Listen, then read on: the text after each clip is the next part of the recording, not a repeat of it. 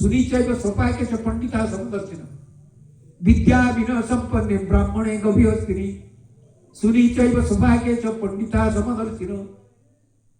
पंडित लोक मैंने समान भाव में देखते क्या विद्या विनय संपन्न ब्राह्मण को गाई की हाथी की कुकुर को चांडाल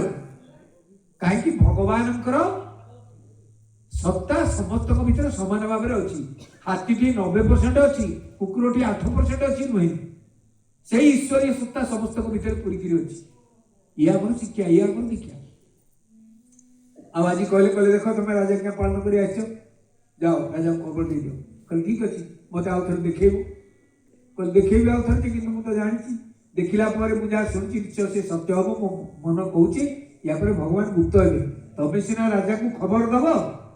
राजा जे नीलमाधव को दर्शन करेंगे ग्यारंटी को दे पारे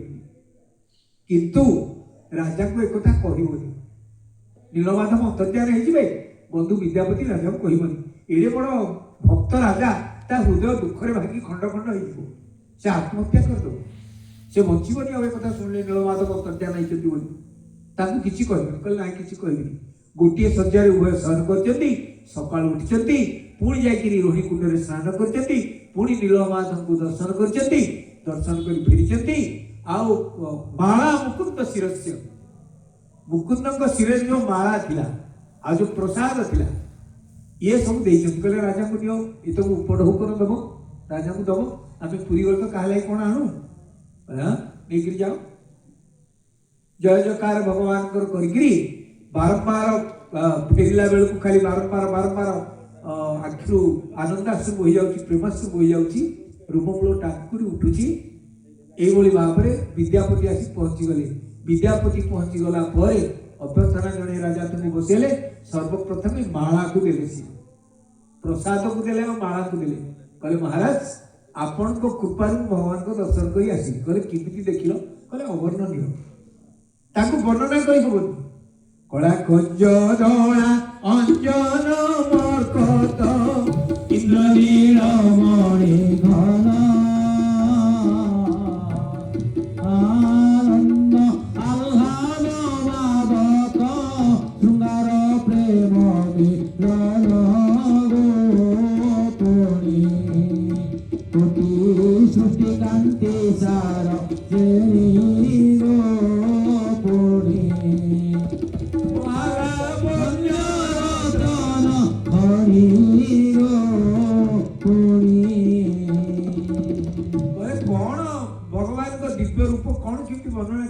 अवर्णनीय से मूर्ति कहले कह बारंबार आग कहले कहले माला को पाईकरी मु तो भावुची मोर जमी साक्षात दर्शन होगा एत आनंदित हो दिव्य माला को धारण कर शरीर रोमांचित हो उठिला दिव्य आनंद दिव्य पुलक अनुभव कले राजा कहले अच्छा शुणु केमी नीलमाधव वर्णना कर आक्षरिक अनुवाद स्कंद पुराण कौन कहले कहले शुणु नीलमाधव देखा केमी जदिओ से अवर्णनीय मो भाषा वर्णना करी मुझे जानती अल्प टे वर्णना करी कहले इंद्र नीलमणि मूर्ति स्वर्ण पद्म परे स्थिति एकादशी आंगुल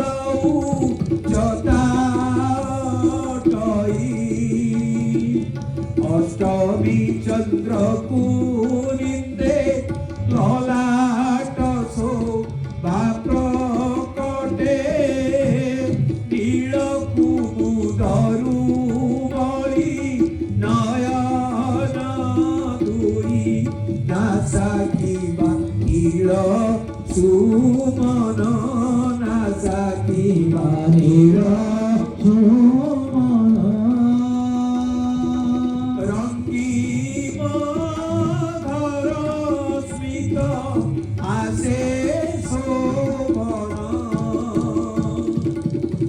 भगवान जो दिव्य अवयव जो देखिले अर्चा मूर्ति की से नील इंद्र नीलमणि प्रस्तर इंद्र नीलमणि प्रस्तर आउ कौन ना मुझे देखिली से गोटे स्वर्ण पद्म पर ठिया भगवान को उच्चता पाखापाखि 81 अंगुल नीलमाधव ये थिला जगन्नाथ को सहित मिले एपर्त जगन्नाथ बाहर ना ये जगन्नाथ को पूर्व अवतार कहले आउ देखा ललाट चंद्र भाया सुशीतल सुकिरण प्रदान करुवा ललाट तांकर नाक तिल सुमन रोली नासा सुंदर तिल सुमन भाया नाक सब वर्णना कले भगवान को अंग प्रत्यंग केड़े सुंदर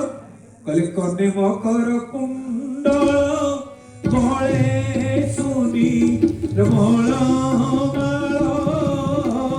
दक्षिणा वर्त संखद क्षीण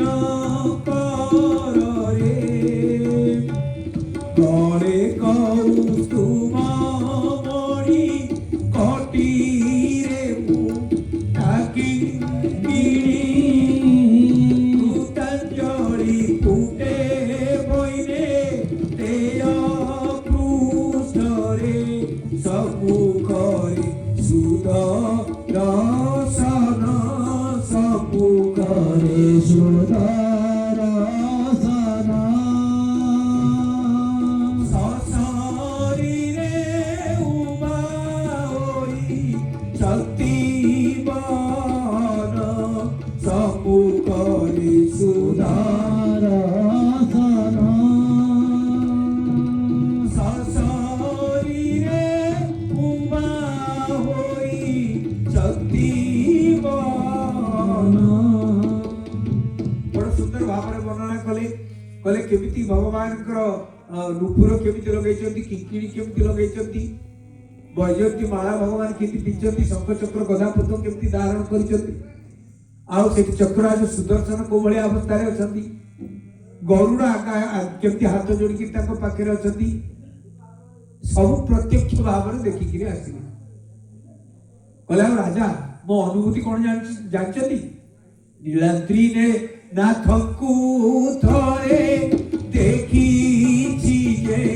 नयन रे अधिकारी होइछि सहस्र जागर भाग्यवान सेई नर सेई जेता तासे खर सत्य प्रवक्ता से धर्म शील आवर सर्वगुण प्रतिष्ठित सर्वमामरे सर्वत्र सेई वरिष्ठ दर्शन कला प्रभु को लागला मुझे सहस्र अश्वमेध यज्ञ कर दी मोर दरकार नहीं किसी पुण्य करिया वो जीवन सब किसी पूर्णता मो जीवन में आसीगला ये सब कथा शुणिक कांदी पकेले इंद्रद्युम्न